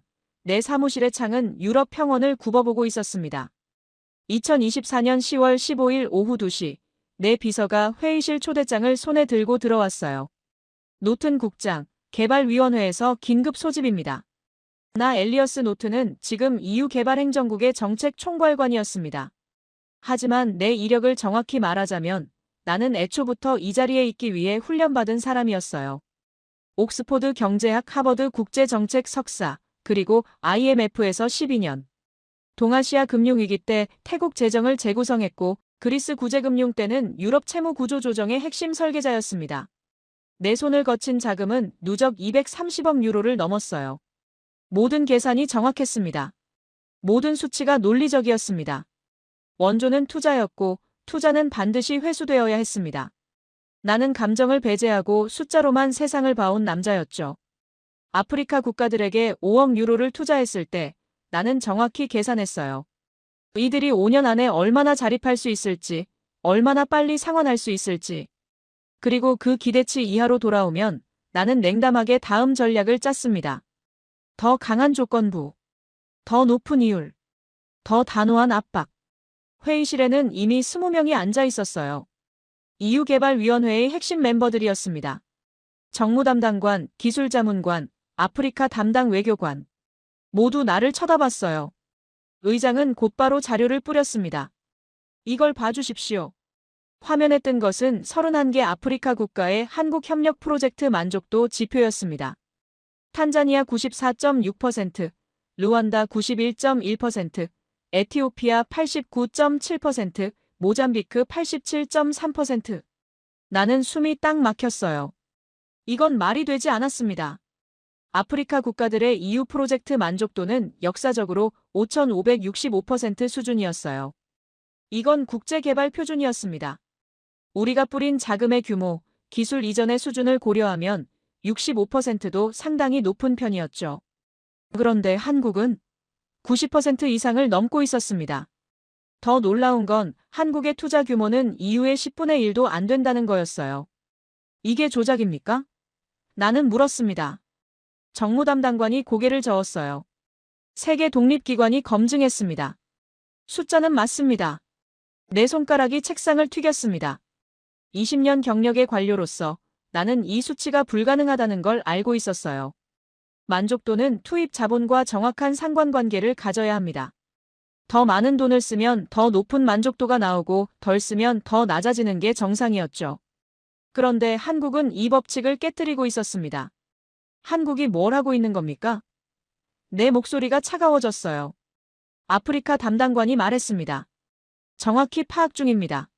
하지만 한국팀은 현지의 스마트 농업 기술 이전과 인력 양성 프로그램이라고만 공식 발표했어요. 그 이상의 세부 내용은 공개하지 않았습니다. 의장이 나를 바라봤어요. 노튼, 이걸 파악해 줄 수 있겠습니까? 나는 즉각 대답했습니다. 한국의 모든 자료를 모아주십시오. 기술 스펙, 인력 구성, 자금 흐름, 현지 계약서. 전부요. 회의가 끝나고 나는 혼자 사무실에 남았어요. 창밖으로는 저녁 해가 브뤼셀 평원을 붉게 물들이고 있었습니다. 하지만 나는 그걸 보지 않았어요. 내 머릿속은 숫자와 의문으로 가득 차 있었습니다. 한국이 어떤 약점을 발견했나? 아프리카 국가들의 어떤 필요를 우리가 놓쳤나? 아니면 한국이 어떤 부정직한 수단을 썼나? 이 질문들이 내 밤을 지배했어요. 나는 20년을 숫자로 세상을 정복해온 남자였습니다. 하지만 지금 처음으로 숫자 뒤에 숨은 무언가가 있다는 불안감이 밀려왔습니다. 그 밤 내가 모른 사실이 하나 있었어요.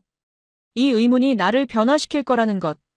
그리고 그 변화가 세계 질서를 뒤집어 놓을 거라는 건 말입니다. 다음 날 아침 나는 비행기표를 끊었어요. 목적지는 탄자니아. 직접 보지 않고는 이 숫자를 이해할 수 없었습니다. 내가 20년간 신봉해온 그 원칙, 숫자가 진실을 말한다는 원칙이 처음으로 의문의 대상이 되고 있었어요. 나는 몰랐습니다. 이게 시작일 뿐이라는 걸. 탄자니아 다르에스살람 공항에 내린 건 10월 18일 오후 4시였어요.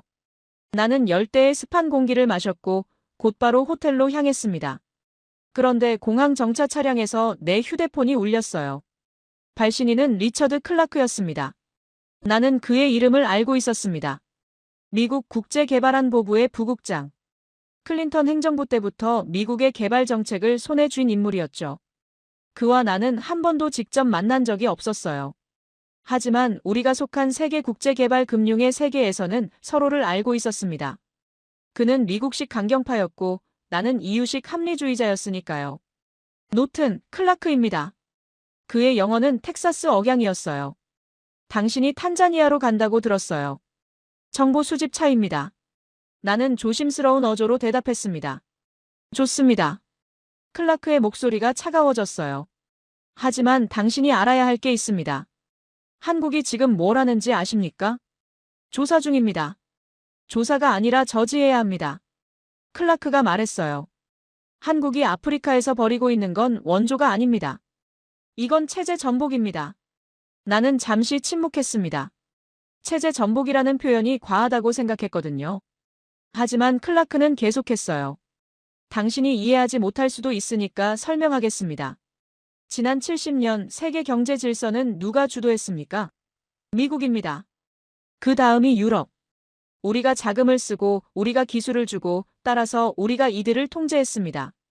이걸 개발이라고 불렀는데 정확히는 의존성 창출이었어요. 아프리카 국가들이 우리 없이는 살 수 없도록 만드는 게 우리 전략이었습니다. 나는 여기까지 공식적으로 부인할 수 없었어요. 이건 국제개발계에 공개된 비밀이었으니까요. 그런데 한국이 뭘 했습니까? 클라크가 계속했어요. 한국이 온 건 자기들도 가난했던 나라였다는 거죠. 그리고 자기들이 어떻게 섰는지 가르쳐주고 있습니다. 이게 얼마나 위험한지 아십니까? 나는 대답하지 않았어요. 의존성이 깨지는 겁니다. 클라크가 말했어요. 한국이 기술을 나눠주고 자립을 도와주면 아프리카는 더 이상 우리를 필요로 하지 않게 됩니다. 우리는 더 이상 통제할 수 없게 됩니다. 그리고 가장 무서운 건 이들이 한국을 따라갈 수 있다는 걸 깨닫기 시작했다는 거예요. 한국도 했는데 우리가 못할 리가 있냐는 사고방식 말입니다. 나는 이해하기 시작했어요. 클라크가 말하는 건 경제학이 아니었습니다. 이건 지정학이었어요. 그래서 우리가 한국을 볼게요. 클라크가 말했어요. 미국, 중국, EU가 함께. 이건 이미 결정됐습니다. 당신도 포함입니다. 내가 물었습니다. 어떻게요? 당신은 지금 가서 한국 프로젝트의 모든 약점을 찾아야 합니다. 클라크가 명령조로 말했어요. 기술의 문제점, 예산의 부정성, 계약의 모순. 뭐든 상관없습니다. 한국이 완벽하지 않다는 걸 증명하세요. 그럼 31개국도 흔들릴 겁니다. 그건 객관적인 조사가 아닙니다. 나는 말했어요. 객관성은 사치입니다. 클라크가 대답했습니다. 우리는 이미 사실을 압니다. 한국이 우리의 질서를 흔들고 있다는 걸요. 당신의 일은 그 증거를 만드는 겁니다. 통화가 끝났어요. 나는 호텔방에 앉아 있었습니다. 천장에 선풍기가 돌고 있었고 창밖으로는 다르에스살람의 저녁이 어두워지고 있었어요. 하지만 내 머리는 명확했습니다. 클라크가 말한 게 맞았습니다. 한국이 벌이고 있는 건 원조가 아니었어요. 이건 진짜로 세계 질서의 도전이었습니다. 그리고 미국은 이미 움직이고 있었습니다. 중국도 마찬가지일 거였어요. 나는 그 밤 EU 본부로 보고를 올렸습니다. 클라크와 통화했습니다. 미국은 한국을 전략적 위협으로 규정했습니다. 대응이 필요합니다. 본부의 답은 빨랐어요. 다음 날 아침, 내 휴대폰에 새로운 지시가 들어왔습니다. 노튼, 당신의 임무를 변경합니다. 더 이상 조사가 아닙니다. 한국의 약점을 찾아서 31개국에 보여주세요. 이건 EU의 이익입니다. 그 순간 나는 깨달았어요. 이건 이미 조직된 움직임이었다는 걸. EU, 미국, 그리고 아마 중국까지. 모두가 한국의 모델을 무너뜨리기 위해 움직이고 있었습니다. 하지만 내가 아직 모른 게 있었어요. 한국이 그들을 기다리고 있었다는 것. 그리고 31개국이 우리가 생각한 것보다 훨씬 더 강하게 한국의 손을 잡고 있었다는 건 말입니다. 나는 아침 일찍 탄자니아 외무부 담당관에게 연락했어요. 목표는 명확했습니다. 한국 프로젝트의 현장을 방문하고 그곳에서 약점을 찾는 것. 미국이 시킨 대로요. 하지만 그곳에서 나를 기다리고 있는 건 내가 예상한 약점들이 아니었습니다. 탄자니아 무웅고 지역의 흙먼지가 내 검은 정장을 뒤덮었습니다. 10월 19일 오전 9시 목재 펜스로 둘러싼 4헥타르 규모의 농장 시범시설. 지평선을 채운 초록색 들판. 그리고 그 위에 흩어진 12명의 현지 농민들. 나는 손가락으로 모래를 튕겨냈어요. 마지막으로 흙 속 일을 본 건 어릴 때였습니다. 동반한 탄자니아 외무부 담당관 무토프는 차에서 내려 말했어요. 저 농장이 한국팀이 운영하는 현장입니다. 지난 6개월 운영했고요. 나는 초심으로 돌아갔습니다. 객관적 관찰자. 약점을 찾는 조사자. 미국이 시킨 대로 한국의 모순을 발견하는 사람. 그 역할을 명확히 했어요. 우리가 농장으로 들어가자 한 명의 남자가 걸어 나왔습니다. 나이는 45세 정도, 피부가 그을린 한국인이었어요. 그의 이름은 박준호였습니다. 한국 스마트잽의 특수팀의 현장 책임자였죠. 반갑습니다, 노튼 국장. 박준호가 영어로 인사했어요. 탄자니아에 오셨군요. 나는 악수했습니다. 그의 손가락은 굳은 살로 베겨 있었어요. 이건 책상에만 앉아있는 사람의 손이 아니었습니다. 현장을 보여주겠습니다. 박준호가 말했어요. 우리는 농장 안쪽으로 들어갔습니다. 그곳에서 내가 본 건 생각보다 단순했어요. 관계 시스템이 설치되어 있었고 토양 센서가 매설되어 있었으며 작은 컨테이너에는 묘목들이 자라고 있었습니다. 기술적으로는 특별할 게 없었어요. 이건 2010년대 초반 스마트팜 기술이었습니다. 이유도 이미 소유하고 있던 수준이었죠. 이게 전부입니까? 나는 물었어요. 기술은 이 정도입니다. 박준호가 대답했어요. 하지만 여기가 중요한 게 아닙니다. 그럼 뭐가 중요합니까? 박준호는 나를 농장 한쪽으로 이끌었습니다. 거기엔 12명의 탄자니아 농민들이 흙을 파고 있었어요. 그들 중 일부는 센서를 설치하고 있었고 일부는 관계 밸브를 조정하고 있었습니다. 저들이 지난 6개월간 배운 사람들입니다. 박준호가 말했어요. 처음엔 아무것도 모르던 사람들이었어요. 이제 이 농장을 혼자서 운영할 수 있습니다. 나는 눈을 좁혔어요. 배운 건 알겠습니다. 그래서 뭐입니까? 이유도 교육 프로그램을 운영합니다. 박준호의 표정이 조용해졌어요. 차이가 있습니다. 뭐요? 내년입니다. 박준호가 답했어요. 나는 이해하지 못했습니다. 무슨 내년이요? 박준호는 내게 한 장의 서류를 건넸어요. 영어로 인쇄된 그것은 탄자니아 독립수학성과 평가 계획서였습니다. 읽다 보니 나는 숨을 고르지 못했어요. 그 서류에는 이렇게 명시되어 있었습니다. 2024년 10월 19일부터 2025년 10월 19일까지 정확히 1년 한국팀은 현장에서 물러난다. 이 농장은 탄자니아 농업부가 단독으로 운영한다. 1년 후 수확량, 토양 상태, 재배 기술 유지 여부를 평가한다. 만약 당초 목표 수확량의 80% 이상을 달성하지 못하면 한국팀의 이 프로젝트는 실패로 간주된다. 나는 서류를 내렸어요. 이게 뭡니까? 이건 위험합니다. 기술 이전 후 1년 안에 완전 독립이라니요. 현지 역량을 고려하면 무리입니다. 박준호가 말했어요.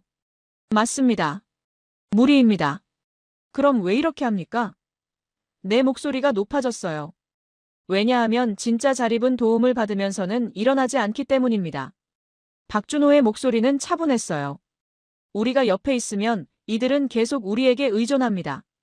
우리가 올 때까지 기다렸다가 우리가 정한 방식을 따릅니다. 그건 자립이 아닙니다. 그럼 뭐요? 의존입니다. 박준호가 말했어요. 다른 이름으로 부르는 의존일 뿐이에요. 나는 이 말이 누군가를 향한 비판처럼 들렸습니다. 하지만 박준호는 계속했어요.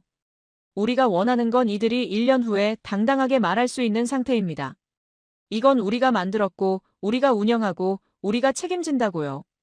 그렇게 되려면 처음부터 책임을 질 수밖에 없는 상황을 만들어야 합니다. 나는 농장을 다시 바라봤어요. 그제야 이해가 조금 왔습니다. 저 12명의 농민들이 왜 그렇게 진지하게 일하고 있는지, 왜 한국팀이 지시할 때마다 배우려는 태도가 보이는지 말입니다. 이들은 1년 뒤에 시험을 봐야 했으니까요. 나는 물었습니다. 그리고 만약 실패하면요? 박준호가 대답했어요. 그럼 우리 프로젝트는 실패입니다. 한국팀은 잘못된 기술을 가져온 거고 탄자니아는 우리에게 보상을 청구할 수 있습니다. 보상을? 나는 놀랐어요. 네. 계약에 명시되어 있습니다. 박준호가 말했어요. 우리는 이들에게 기술을 팔러 온 게 아닙니다. 우리는 이들을 스스로 설 수 있게 만들어야 합니다. 그걸 못하면 우리가 책임지는 거예요. 당연히 그런 위험을 질 수 있는 기술만 가져옵니다. 그래야 존중이 됩니다. 존중이라는 단어가 나왔을 때 나는 뭔가를 깨달았어요. 하지만 그건 명확한 깨달음이 아니었습니다. 그냥 내 신념의 틈에 먼지가 들어오는 느낌이었어요. 우리는 농민 중 한 명, 나이 50대로 보이는 여성인 아이셰를 만났습니다. 그녀는 6개월 전에는 읽고 쓰지 못했대요. 지금은 토양 센서의 데이터를 읽을 수 있었습니다. 한국 분들이 좋은가요? 나는 물었어요. 아이셰가 대답했습니다. 좋습니다. 하지만 엄합니다. 어떻게 엄합니까? 가르쳐주고 나가버렸기 때문입니다. 아이셰가 웃으며 말했어요. 처음엔 화났어요. 왜 자꾸 우리 손으로 하게 하고 한국 분들은 옆에서만 봤을까? 하지만 이제 알아요.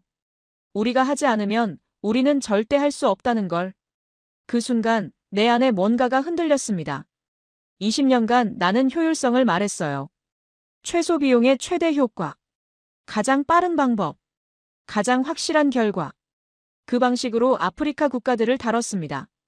더 많은 돈을 주되 더 강한 조건을 달았어요. 이들이 우리에게 의존하도록요. 왜냐하면 의존하는 자는 통제할 수 있으니까요. 하지만 한국은 다른 방식을 쓰고 있었습니다. 돈도 적게, 기술도 단순하게, 하지만 조건은 가혹하게. 1년 안에 자립하든지 우리가 책임진다는 조건이요. 그리고 아프리카 국가들이 이 가혹한 조건을 환영하고 있었습니다. 박준호가 나를 다시 사무실로 이끌었어요. 거기엔 또 다른 서류들이 있었습니다. 탄자니아 정부와의 계약서였어요. 나는 그것을 읽으면서 천천히 깨달았습니다. 이건 원조가 아니었습니다. 이건 거래였어요.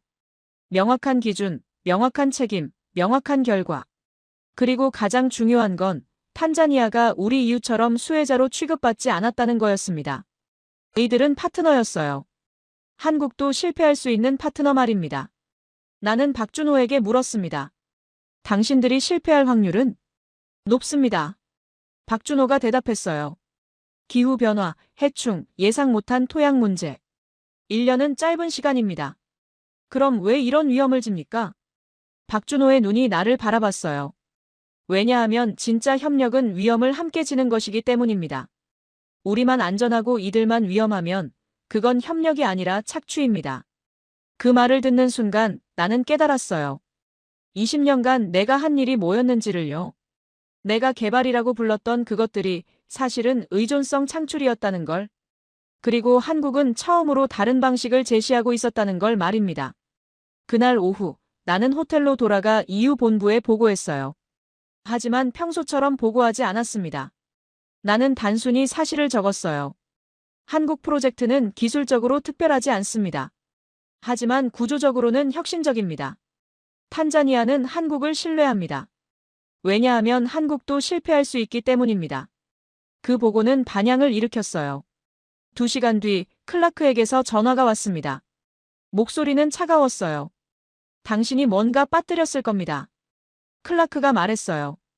한국이 완벽하지 않다는 걸 증명해야 합니다. 그들은 완벽하지 않습니다. 나는 대답했어요. 하지만 그들의 불완벽함은 투명합니다. 그게 뭔 말입니까? 한국은 실패할 수 있다는 걸 모두에게 알립니다. 우리는 숨겨왔습니다. 나는 말했어요. 통화가 끝났어요. 하지만 내 마음은 끝나지 않았습니다. 왜냐하면 나는 아직 한국의 진짜 전략을 이해하지 못했으니까요. 탄자니아에서 1박을 더한 나는 다음 날 아말라 은다벨의 장관을 만나기 위해 르완다로 떠났습니다. 그곳에서 나를 기다리고 있는 건 훨씬 더 큰 충격이었어요. 그 나라가 어떻게 한국을 통해 대륙의 리더가 되었는지에 대한 이야기 말입니다. 르완다 키갈리의 하늘은 동아프리카에서 가장 맑다고들 합니다. 10월 21일 오전 8시 나는 아말라 은다벨의 장관의 사무실에 앉아 있었어요. 그녀는 탄자니아의 외무부 담당관과는 전혀 다른 인물이었습니다. 젊고 직설적이었으며 한국에 대한 신뢰가 눈빛에서 드러났거든요. 노튼 국장, 탄자니아는 어떠셨습니까? 아말라가 물었어요. 충격적이었습니다. 나는 솔직하게 대답했습니다. 아말라가 미소 지었어요. 그래서 저도 당신을 초대한 겁니다. 탄자니아는 한국의 농업 프로젝트일 뿐입니다. 르완다는 다릅니다. 여기선 한국이 우리 국가 전체의 구조를 바꾸고 있거든요. 나는 아말라의 말이 과장이라고 생각했어요. 하지만 그날 오후 내가 목격한 것은 내 모든 기준을 다시 뒤흔들었습니다. 아말라는 나를 르완다 국가기술원으로 이끌었어요. 그곳은 한국팀이 운영하는 아프리카 리더십 양성 프로그램의 본거지였습니다. 건물에 들어서자 나는 즉시 느낌이 다르다는 걸 알 수 있었어요. 탄자니아의 농장과 달리 여기엔 긴장감이 맴돌고 있었습니다. 교육실로 들어가자 30명의 아프리카 국가 대표들이 앉아 있었습니다. 탄자니아, 르완다, 우간다, 케냐, 에티오피아 등 동아프리카 각국의 정책 담당자들이었어요. 그들의 표정은 매우 심각했습니다.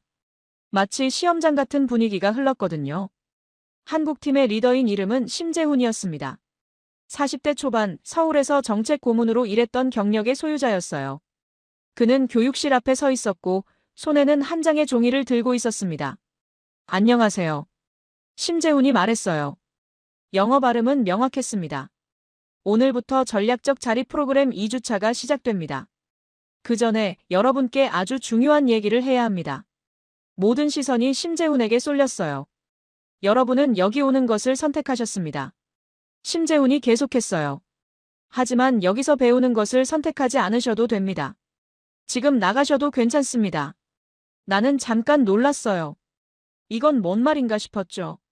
심재훈이 이어서 말했어요. 우리는 여러분을 강요할 권한이 없습니다. 만약 우리의 방식이 마음에 들지 않으면 우리를 거절할 권한이 있습니다. 그리고 중요한 건 거절해도 아무런 페널티가 없다는 겁니다. 당신의 정부는 여전히 우리와 협력할 수 있고 경제적 지원도 계속 받을 수 있습니다. 우리가 거절을 받으면 우리가 책임집니다. 나는 이 말을 들으면서 깨달았어요. 이건 내가 아는 모든 국제 협력 구조와 달랐습니다. 일반적으로 교육 프로그램은 참석 의무였거든요. 정부가 보낸 대표는 반드시 참석해야 했고 만약 참석하지 않으면 협력 상태가 흔들렸어요. 하지만 한국은 그 반대를 하고 있었습니다. 그리고 또 하나 중요한 것이 있습니다. 심재훈이 계속했어요. 여러분이 우리에게 요구할 권한도 있습니다. 심재훈이 손에 들고 있던 종이를 펴보였어요. 그것은 교육 프로그램 수정 신청서였습니다. 만약 우리의 교육 방식이 마음에 들지 않으면 언제든 신청서를 제출할 수 있습니다. 심재훈이 말했어요. 교과 과정을 바꿔달라, 강사를 바꿔달라, 교육 시간을 조정해달라. 뭐든 상관없습니다. 여러분의 요구를 듣고 우리가 2주일 안에 반영합니다. 만약 반영하지 못하면 우리가 설명해야 합니다. 그리고 그 설명에 여러분이 동의하지 않으면 프로그램은 중단됩니다. 나는 노트에 메모했어요. 이건 아주 이상한 구조였습니다. 왜냐하면 한국팀은 완전히 리스크를 뒤집어 쓰고 있었으니까요. 모든 책임이 한국팀에게 있었고 모든 선택권이 아프리카 대표들에게 있었습니다. 한 명의 에티오피아 대표가 손을 들었어요. 혹시 이건 우리가 원하면 언제든 나갈 수 있다는 뜻입니까? 네, 맞습니다. 심재훈이 대답했어요. 그럼 왜 당신들은 이런 위험을 집니까? 그 대표가 물었어요. 심재훈이 잠깐 침묵했습니다. 그 침묵이 꽤 길었어요. 마치 이 질문을 오래 기다렸던 듯이요. 왜냐하면 심재훈이 말했어요. 진정한 학습은 자유 속에서만 일어나기 때문입니다. 나는 그 말을 들으면서 뭔가가 떨렸어요. 우리가 여러분을 붙잡고 강요하면 여러분은 표면적으로만 배웁니다. 심재훈이 계속했어요. 하지만 여러분이 나는 이걸 원한다고 선택했을 때 그때부터 진짜 배움이 시작됩니다. 그리고 그때 비로소 여러분의 나라가 바뀝니다. 그 말이 끝난 후 나는 이제 깨달았어요. 탄자니아의 박준호가 말한 자립의 의미가 뭐였는지, 그리고 한국이 왜 이렇게 극도로 위험한 구조를 만드는지 말입니다. 교육이 시작되었어요. 첫 번째 주제는 국가 경제 자립 전략이었습니다. 심재훈과 그의 팀은 아프리카 국가들이 어떻게 국제 자본에 의존하지 않으면서 자체 산업을 육성할 수 있을지 설명했어요. 한국이 걸어온 길을 말하면서요. 하지만 강의 방식이 특이했습니다. 심재훈은 답을 주지 않았어요. 대신 문제를 던졌습니다. 만약 당신의 나라가 외채 없이 5년 안에 경제 성장을 이루려면 어떻게 해야 할까요? 각 국가의 대표들이 토론했어요. 의견이 충돌했고 때론 감정적이 되기도 했습니다. 하지만 그 과정에서 뭔가가 일어났어요. 그들이 생각하기 시작했습니다. 오후 중간쯤 나는 아말라에게 물었어요. 한국이 왜 이렇게 합니까? 아말라가 대답했습니다. 왜냐하면 그게 자존심입니다. 자존심이요? 네. 아말라가 말했어요. 한국은 우리에게 당신들은 우리 없이는 못 산다고 말하지 않습니다. 대신 당신들은 충분히 스스로 할 수 있다고 믿습니다. 그리고 그 믿음이 우리를 깨우는 겁니다. 그 말을 들으면서 나는 내 20년의 경력이 뭐였는지 다시 생각했어요. 내가 항상 아프리카 국가들에게 했던 말은 뭐였나? 당신들은 기술이 부족하다. 당신들은 자본이 부족하다. 따라서 우리가 필요하다였어요. 모든 메시지가 의존으로 끝났습니다. 하지만 한국은 다른 메시지를 전했어요. 당신들은 충분하다. 우리는 그걸 보여주러 왔다. 교육이 계속되었고 저녁이 되었습니다. 심재훈은 이날의 교육을 마무리하면서 다시 모두를 모았어요. 내일부터 더 어려운 것들을 배우게 됩니다. 심재훈이 말했어요.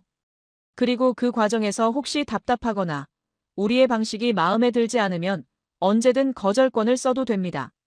또한 우리가 놓친 부분이 있으면 요구권을 써도 됩니다. 이것이 진정한 협력입니다. 내가 그날 저녁 호텔로 돌아갔을 때 나의 머리는 완전히 뒤집혀 있었어요. 나는 한국 팀과 함께 저녁을 먹지 않았습니다. 혼자 방에 들어가 생각했어요. 이유, 미국이 한국을 전략적 위협이라고 부를 이유가 뭐였나? 이제 이해가 됐습니다. 한국이 벌이고 있는 건 단순한 경제 협력이 아니었어요. 이건 세계적 사고방식의 전환이었습니다. 반세기 동안 세워온 의존성 창출 시스템을 부수는 일말입니다. 그리고 가장 무서운 건 아프리카 국가들이 이 변화를 환영하고 있었다는 거였어요. 왜? 왜냐하면 누군가가 처음으로 그들을 수혜자가 아니라 주체로 대했으니까요. 그날 밤 나는 클라크에게 전화했어요. 아니, 전화하려다 멈췄어요. 뭔가를 보고해야 하는데 어떻게 보고해야 할지 몰랐습니다. 한국의 약점을 찾으라고 했는데 나는 약점을 찾은 게 아니었어요. 나는 대신 깨달음을 얻었습니다. 그것은 한국의 시스템이 옳다는 것이 아니라 내 시스템이 틀렸다는 것 말입니다. 내 20년의 통제와 효율성 중심의 접근이 실은 상대를 약하게 만들었다는 깨달음. 그리고 한국의 이 위험한 방식이 실은 상대를 강하게 만들고 있다는 깨달음 말입니다. 아말라는 그날 밤 내게 문자를 보냈어요. 내일 우리 정부가 한국에게 요청한 것을 보여드리겠습니다. 그러면 왜 31개국이 한국을 선택했는지 알게 될 거예요. 나는 침대에 누워 그 문자를 읽었어요. 그리고 처음으로 나는 깨달았습니다. 나는 이제 조사자가 아니라 학생이 되어야 한다는 것을요. 르완다에서의 교육 프로그램을 본 지 정확히 18시간 후 내 휴대폰이 울렸어요. 10월 22일 오전 7시 여전히 키갈리 호텔 침대에 누워있던 나는 깨었습니다. 발신인은 EU 본부였어요. 의장이었습니다. 노튼, 귀사의 보고를 읽었습니다. 의장의 목소리는 냉정했어요. 당신은 지금 무엇을 하고 있습니까? 나는 일어나 앉았어요. 보고서를 작성하고 있습니다. 현장 조사 중입니다. 조사가 아닙니다. 의장이 말했어요. 우리는 당신을 파견한 게 아닙니다. 우리는 당신을 배치했습니다. 그 말의 의미를 나는 알고 있었습니다. 파견은 조사를 의미하고 배치는 개입을 의미했거든요. 의장이 계속했어요. 미국에서 긴급 요청이 들어왔습니다. 중국도 움직였습니다. UN 사무국도 경고를 보냈습니다. 한국이 아프리카에서 확산하는 속도가 예상보다 빠릅니다. 당신은 지금 당장 탄자니아, 르완다, 에티오피아를 돌며 각국 정부에게 우리의 메시지를 전해야 합니다. 어떤 메시지입니까? 나는 물었어요. 한국과의 협력을 중단하라는 메시지입니다. 의장이 직설적으로 말했어요. 침묵이 흘렀습니다. 만약 중단하지 않으면? 나는 천천히 물었어요. 의장의 대답은 차갑고 명확했습니다. 우리의 지원을 중단하겠습니다. 신용 한도를 축소하겠습니다. 무역 관세를 올리겠습니다. 그리고 필요하다면 국제금융기구에 이들의 신용 등급을 낮추도록 조치하겠습니다. 그건 나는 말을 찾지 못했어요. 현실입니다. 의장이 말했어요. 국제정치는 도덕이 아니라 이익입니다. 그리고 우리의 이익은 이 질서를 지키는 것입니다. 당신은 그걸 명확히 해야 합니다. 통화가 끝났어요. 나는 샤워를 했고 옷을 갈아입었고 공항으로 향했습니다. 하지만 비행기에 탈 때쯤 나는 깨달았어요. 이제 나는 조사자가 아니라 압박자가 되었다는 것을 말입니다. 탄자니아 다르에스살람 대통령궁에 들어갔을 때 나는 느낄 수 있었어요. 무언가가 바뀌었다는 걸요.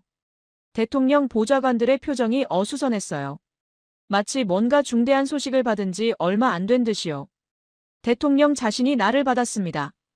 이건 일반적이지 않았어요. 보통 이런 외교적 접촉은 외무부 장관을 통해 이루어졌거든요. 하지만 대통령이 직접 나온 것은 이 문제가 얼마나 심각한지를 의미했습니다. 노튼 국장, 반갑습니다. 대통령이 악수했어요. 그의 손은 떨리고 있었습니다. 감사합니다, 대통령 각하. 나는 말했어요. 당신이 무엇을 가지고 오셨는지 알고 있습니다. 대통령이 먼저 말했어요. 이유의 압박이죠? 나는 답하지 않았어요. 하지만 답할 필요가 없었습니다. 대통령은 이미 알고 있었으니까요. 미국도 왔습니다. 대통령이 말했어요. 중국도 왔습니다. 모두 같은 메시지입니다. 한국을 택하면 안 된다고요. 대통령께서 느끼실 것처럼 나는 조심스럽게 말했어요. 국제금융 질서는 복잡합니다. EU와 미국의 지원 없이는 우리가 살 수 없다는 뜻이군요. 대통령이 끝내 말했어요. 나는 대답하지 않았어요. 하지만 그것이 답이었습니다. 대통령이 창으로 나갔어요. 다르에스살람의 해안선이 보이는 창이었습니다. 당신은 3일 전에 우리의 농장을 봤어요. 대통령이 말했어요. 아이셰라는 여자도 봤을 겁니다. 네, 봤습니다. 그녀는 지난 6개월 동안 읽고 쓰기를 배웠습니다. 대통령이 말했어요. 그녀의 아이들도 학교에 보냈어요. 그녀의 남편은 새로운 기술을 배우면서 자존심을 되찾았습니다. 내가 대통령인 15년 동안 나는 이 마을에서 많은 돈을 썼습니다. 하지만 이런 변화는 본 적이 없어요. 그렇습니다. 나는 인정했어요. 그런데 지금 당신은 나에게 그걸 포기하라는 거군요. 대통령이 돌아봤어요. 미국과 중국 그리고 EU가 함께 압박하는 겁니다. 한국과의 협력을 포기하든지 아니면 우리가 경제 제재를 하겠다는 거네요. 대통령. 나는 시작했어요. 당신도 그걸 이상하다고 생각하지 않습니까? 대통령이 물었어요. 나는 대답할 수 없었습니다. 왜냐하면 나도 이상하다고 생각했으니까요.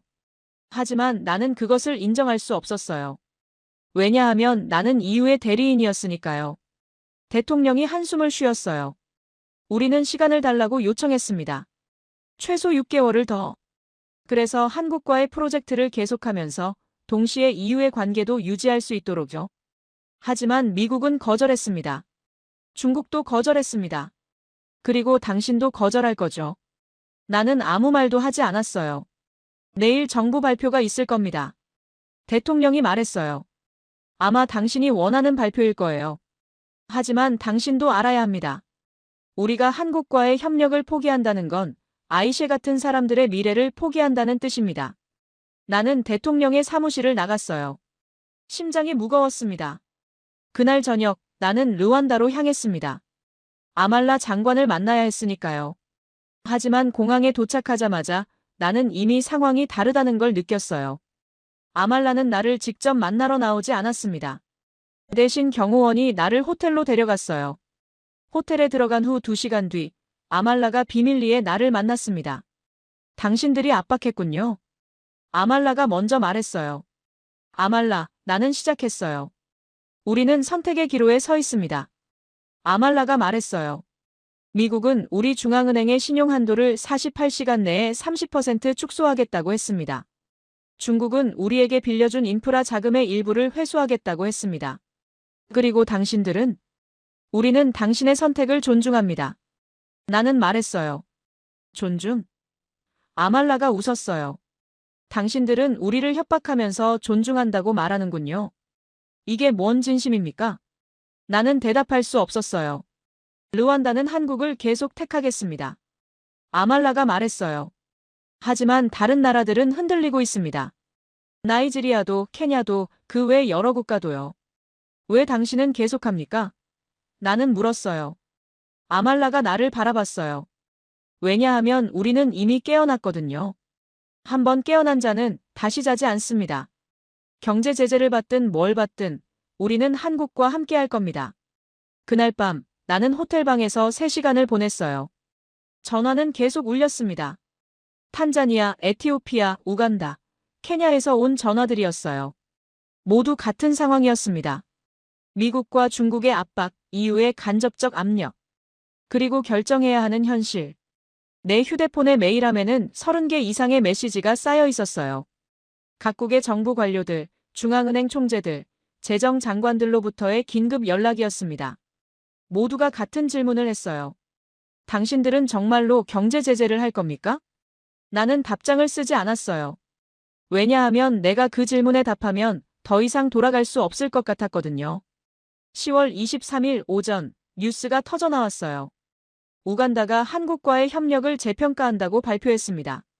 그것은 실질적으로 중단을 의미했어요. 몇 시간 뒤 케냐도 따랐습니다. 그 다음은 나이지리아였어요. 31개국 중 3개국이 한국을 택하는 것을 포기했습니다. 그리고 더 많은 나라들이 흔들리고 있었어요. 나는 클라크에게 전화했습니다. 그가 웃는 소리가 들렸어요. 좋은 일을 하고